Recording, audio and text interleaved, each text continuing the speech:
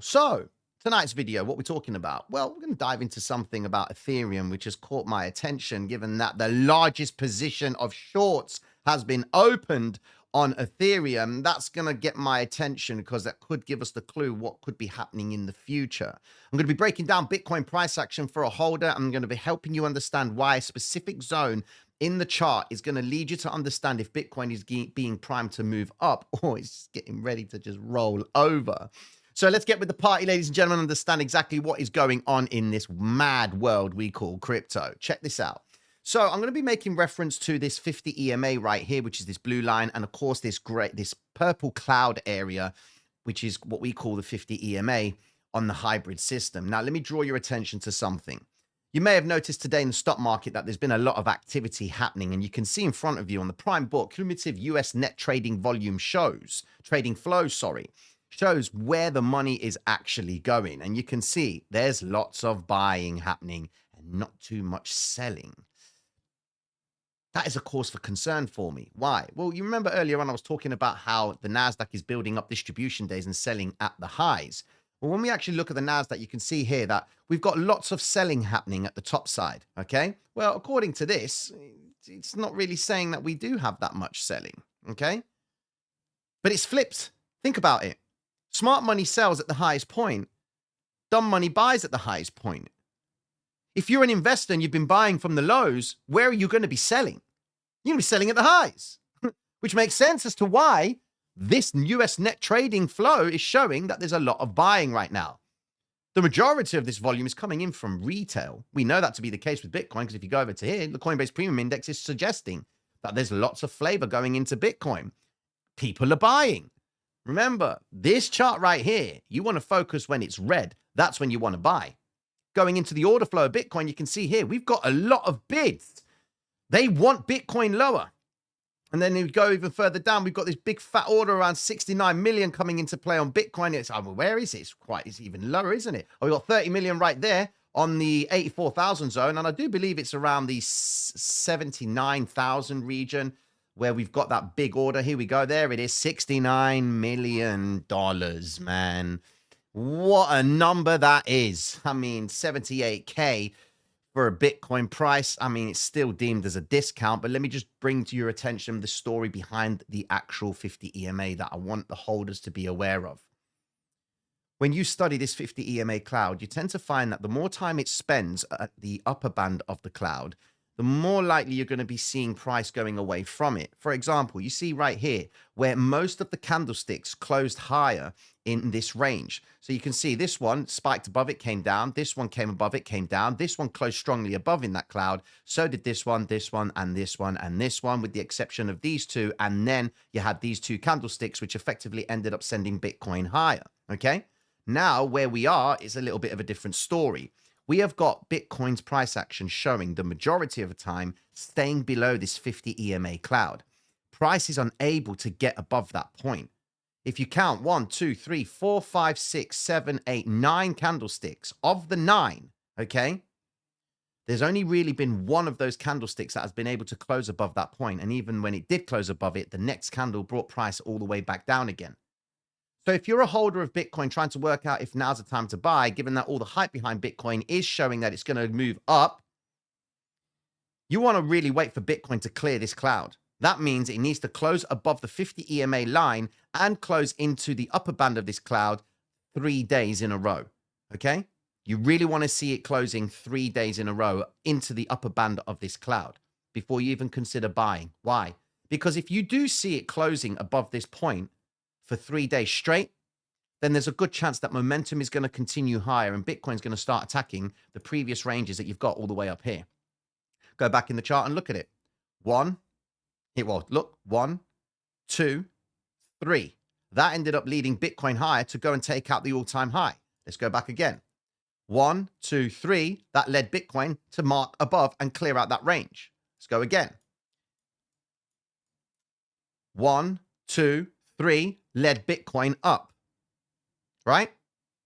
So unless you start seeing those 3-day candles closing into this range right here, there could be an opportunity to buy Bitcoin on the cheap. Now, it's not FUD. It's just giving you a structural understanding of what you need to see developing in order for price to continue in the direction that you think it's developing from. In other words, if Bitcoin's going to go higher, you need to see 3 daily candlesticks closing inside of this upper band of this cloud. If you don't see that, get ready for a cheaper Bitcoin. Now, going into the story that I mentioned about Ethereum, check this out. I was tagged in this post by Jimmy the Patriot. What's good, my bro? And this led me to this one right here. Adriano, how you doing, my bro?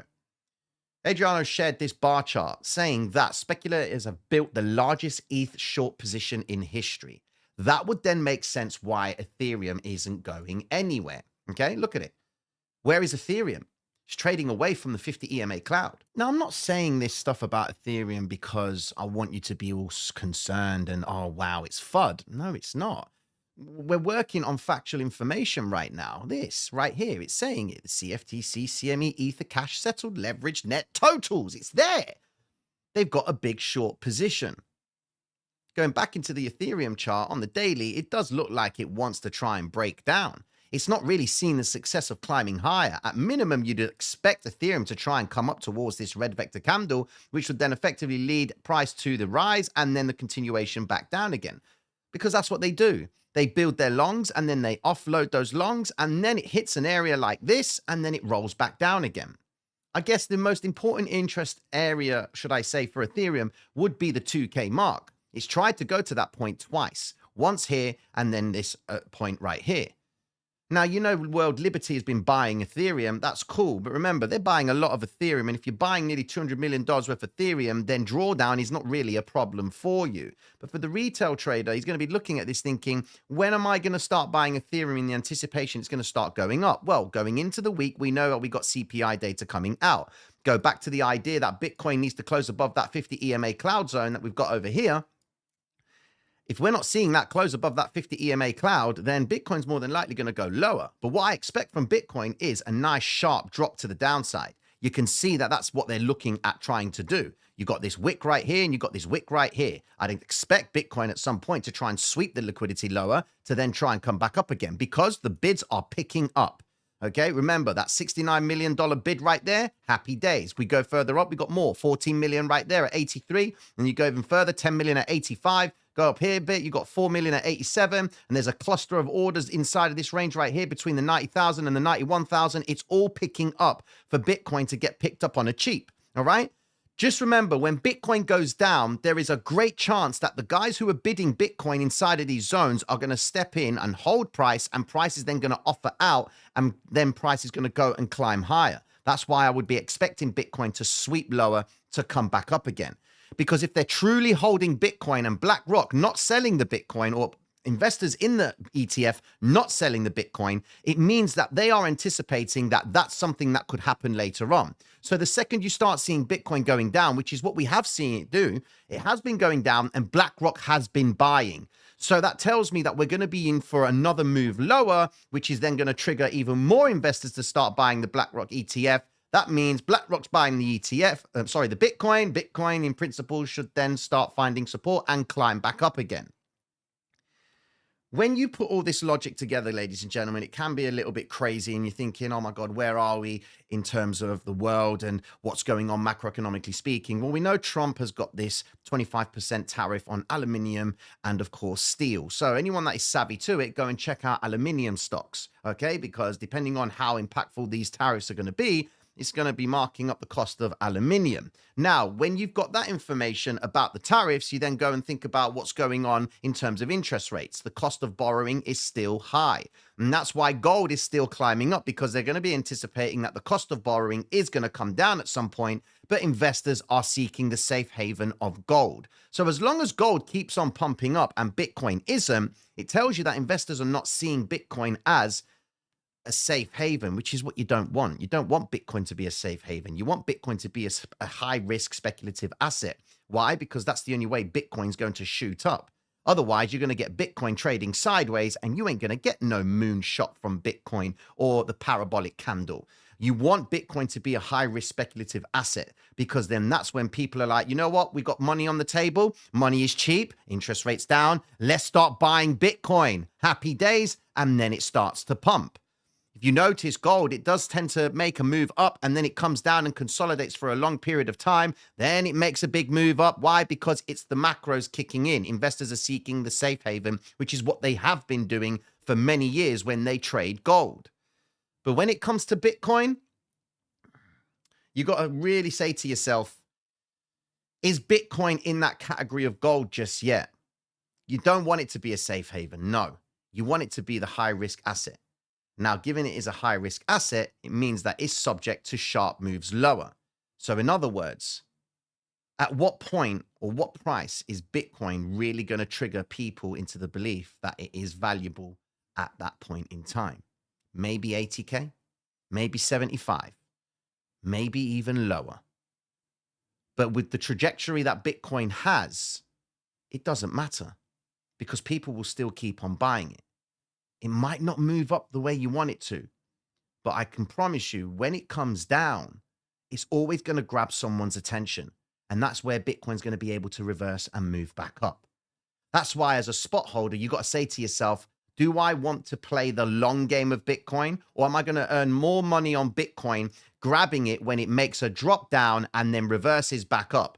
Can you imagine if you're a spot trader, okay? Bitcoin drops down from 97,000 where it is right now, and it goes all the way down to 86,000 and then shoots all the way up back to 97,000. You're going to be laughing, aren't you? Yeah, you are. Can you imagine if Bitcoin drops down to 92 and then shoots up to 104 and you sell? You're going to be laughing. Yeah? Cool. And then you see Bitcoin doing this same behavior over and over again, and it just seems to be making these 5-6 grand moves, and all you're doing and seeing is your capital growing. Yet Bitcoin hasn't done nothing but just trade inside of a range. That's what I think's going on with Bitcoin. And that's why I think Bitcoin maybe in the future will give us that wild parabolic move. That's only when sovereign funds start buying Bitcoin and pension funds start considering it in part of their treasury. But if you're a spot holder, take advantage of these 5-6 grand moves. Get in, get out. Now, I know tax and all that stuff with crypto. I get it. Okay. But if you are one of those speculative investors and you just want to capitalize on Bitcoin moving from one point to the next, and you do grab that liquidity or that profit, take it and get ready for the next run. With that being said, ladies and gentlemen, I hope tonight's video puts things into perspective for you, and I'll be checking in with you all later on. Peace.